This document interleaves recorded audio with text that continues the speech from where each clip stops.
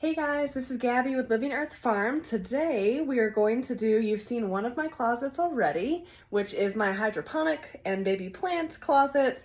Today is going to be my pantry tour, pantry guide to walk you through what my pantry looks like.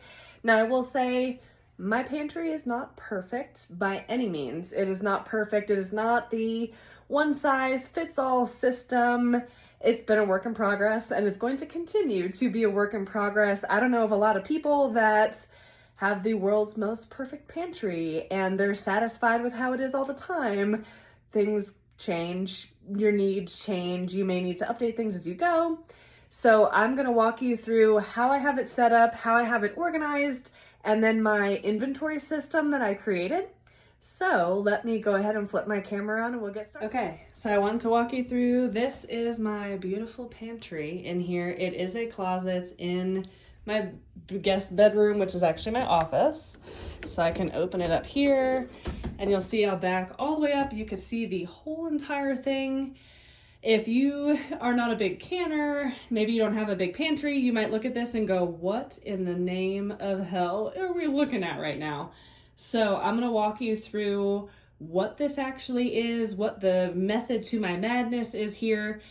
I will also say, yes, I need a bigger pantry and we're going to work on that. But for now, this is what I've got. So up at the top, I've got all of my extra mason jars. So you'll see I've got quarts. These are pints in here. Half-gallon mason jars are in the big ones. Mix of everything. So I love to can. So most of these up here are empty, ready for me to can. But as you can see, I do need some more space. I mean, my can section has some space and I'll get to that in a second. So these two things of half-gallon mason jars, you can see there's black beans in that one.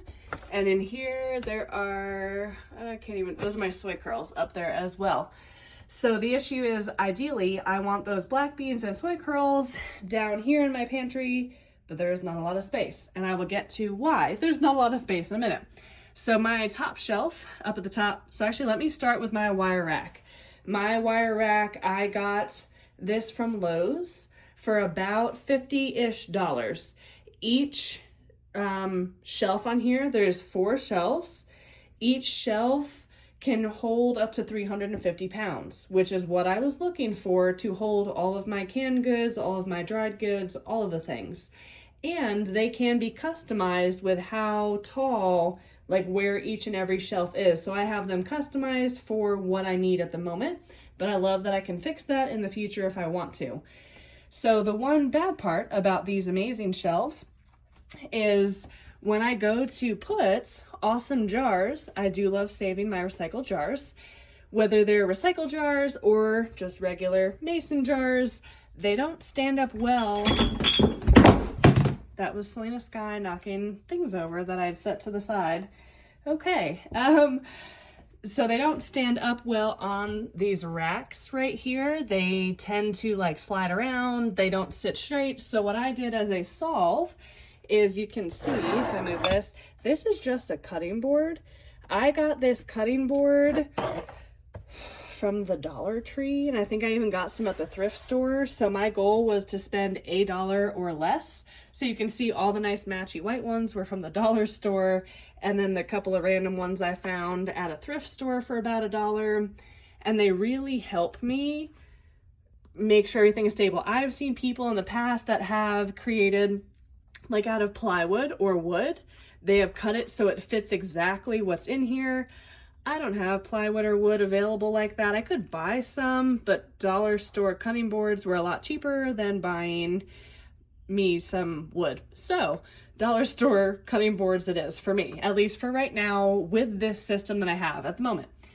So we'll stick to the top row here. So the top row is, this one doesn't have as much of an organization scheme as I would like for it to have.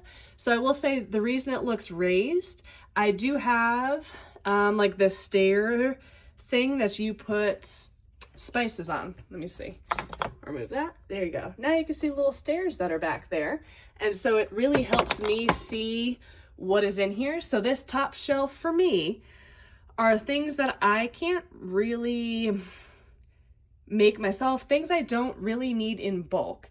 So I do have some dehydrated, these are little soup mixes that I'm gonna start cooking with ASAP to free up some space up here partly, and containers, and because I need to use them. But things like my maple syrup, I only need one, put it up here. Same thing, I've got an extra sunflower butter. I've got some hot sauce back in the corner, one thing of liquid smoke. All of that is up here. I've got some molasses sitting in here. So this is kind of my one-off, a ton of curry paste all the way in the back there. So this is my one-off things. This whole section right here is actually a vegan cheese making kit, which is super helpful. So that's exactly what this shelf is, a bunch of sauces. If I want to use certain sauces, mustards, you name it, it's all up here. Love that top shelf. At some point, I want it differently organized, maybe ABC order or something along those lines. But for right now, it's functional enough and I know where everything is. I do try to label things when I can. Like, let's face it, potato starch and white rice flour, and that back there is arrowroot powder. It's hard to tell the difference between those three if they weren't labeled. So I love these labels. I can get them at Walmart in a pack of, I think, like 500, and they actually wash off. So what that means is when my potato starch is gone, I just put this whole container in the dishwasher, and when I pull it out of the dishwasher, this whole label is gone. It just washes completely away, or I can wash it off myself in the sink. So I love that because I have labeled it with a regular label maker, and then the labels stay on there and it becomes a nightmare. So we're gonna move down to my next shelf here. My next shelf, the goal behind this shelf is everything canned is on this shelf. Whether I canned it myself or I bought it from the store already canned. So, I mean, at some point I would love the cocoa powder to be up on this shelf. I would love my breadcrumbs, my panko breadcrumbs to be up on this shelf. But at the moment, that shelf doesn't have space, so they had to filter down. Same thing, pasta, I want down with my pasta. We're not quite there yet. This is at least a little more organized than what it was. So I've got all of my vegetable broths over here, tomato paste here, and behind this is like a weird patch of just soups, random soup mixes, coconut milk. I do have store-bought cans of diced tomatoes, which I know is super sad. I didn't get enough tomatoes last year to can enough to get me through the year, so I did have to buy a pack of diced tomatoes. My canned zucchini salsa, and then I've got home canned applesauce in here, black-eyed peas. I have one thing left of white beans. I ran out of pinto beans canned, but I've got dried, so that's on my list to can. One thing of tomato sauce I canned, some chickpeas. So my goal, there are certain beans, I can all my own beans. Certain beans I go through a shit ton of. Like, I go through all the black beans and all the chickpeas. Like, I go through them on the regular. You see my toilet paper over there too. Go through them regularly. So I've got a big pressure canner that can do 20 at a time. So I go ahead and do 20 chickpeas, 20 black beans. When I say 20 pint jars at a time. So I go through and do 20 chickpeas, 20 black beans, and that's what kind of this extra space is right now. But my pinto beans, when I go to can them, and my white beans, I'll only do 10 and 10, but then I've got to rearrange a little bit to make some more space to fit 20 more jars in here. My next shelf here, we're moving down into my dried goods. So dried goods, a few different pieces to that. I try to only keep what I use on hand, but I do have some stuff in here that I'm not using that much. I need to work through or get rid of or whatever I'm doing. So let me come down here. I have tried to organize it in a fashion that makes sense.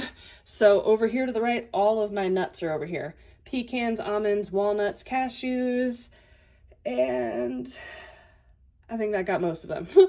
All of my nuts, though, are over here on this section. Then we're moving into grains. So I've got all my pastas lined up here.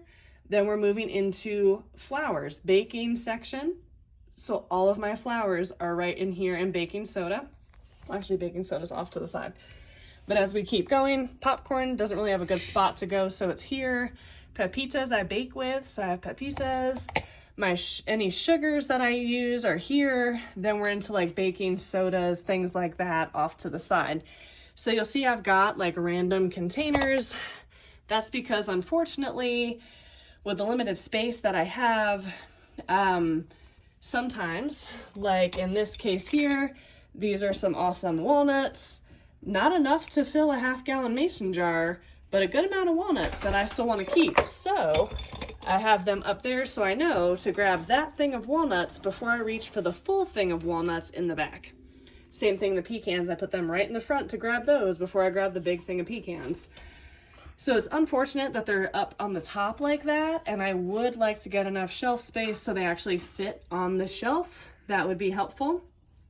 So my bottom shelf are the things I use even less frequently. So I've got a bunch of rice, bunch of oats, lots of protein powder that I really have to work through. Then I've got my jars of just dried beans that I like to can with. So I will say part of my issue with space right now, you can see I've got a bunch of chickpeas, is I like buying things in bulk. I don't want to just go to the store and buy a 5-pound bag of something that I'm using. So I will go and buy, I get a lot of my stuff, right here you can see it, from Azure Market. This is a bag of cashews, that's 5 pounds of cashews for a really great price. I've got a big bag sitting here so you can see. That is a 25-pound bag of popcorn that, as you can clearly see in here, I don't have room for. So it's just gonna sit out there until I clear out some more half-gallon mason jars, which is fine. So one more thing I want to show you, my little inventory system over here. And then I could turn the camera back around so you guys can see me. So inventory, it's taken me a little bit to figure out an inventory, but I kept getting frustrated when I would, well, number one, before this thing was organized, I would accidentally grab the last can of white beans and not realize there was no more white beans. The system I have now makes it a little bit easier to see. Okay, my soups go all the way to the back. If I take this one in the front, I still have plenty of soup. Easy-ish to see that, but it's still possible at some point something could get pushed somewhere and I don't realize. So this inventory system, let me get it out, has helped me quite a bit. It also helps me plan out when I'm canning what, because I can a lot of my own items, and when to buy things. So Azure Standard, I can only get that delivered to my house once a month. Not delivered to my house, delivered to a drop-off point once a month. So I need to know ahead of time, am I almost out of any of these items? And if that's the case, when am I buying it? This month or next month or the month after? And really come up with that plan. So you'll see here, I've got my pantry items labeled if they're dried goods in half-gallon mason jars. I've got a full X for a full half-gallon mason jar and half an X for if it's like a little piece of either half of a half-gallon mason jar or some kind of recycled jar of some sort. You can see my chickpeas, I have nothing, but you clearly saw 6 of them on the floor, so I do have to add those onto my inventory. Same thing with my canned goods here. I will say, because I canned so many black beans, chickpeas, even diced tomatoes at once, instead of doing a million X's, I just drew a line, and as I pull cans out, I just erase whatever it is that I use. So let me flip it over to the back so you can see. So the back was just a continuation. Sauces, I've got the sauces listed. The ones I use the most are listed on here. Same thing with miscellaneous items. The things that I use the most I have listed here, and the other things not so much. And I just made this up in an Excel. It's not Excel, it's a Google Sheet spreadsheet. And I had it put in ABC order for me. It is on a piece of cardstock. And I do keep the pencil in there as well. Put it in this sheet. I like this sheet because I put a nail right here, so it's got somewhere to hang in my pantry. So I don't have to worry about losing the sheet, losing the notebook, whatever it might be. So I feel like we've covered most of my pantry, what I wanted to talk through here. So I hope getting to see my pantry was helpful. It is not perfect by any means. Clearly you saw I didn't have my inventory 100% up to date, which I'm doing right after I record this video. So I'm hoping that you take this and think through your own pantry. What do you want your pantry to look like? Can you use some of the things that I have done, like the dollar store cutting boards, or how you organize your pantry, even if it's not a closet? Whatever it might be, hopefully you got something useful from a look inside my pantry that is arguably too small, that I need to be a little bit bigger, but I do love that it's in a closet that I can close. Not because I think my pantry is ugly, I think my pantry is great, but it is nice to close it to keep the cats out of there, all the things. So hopefully you learned something about pantry and maybe an inventory system that you can implement, and I will be doing many more tours of things that I have on my property and things that I'm working on.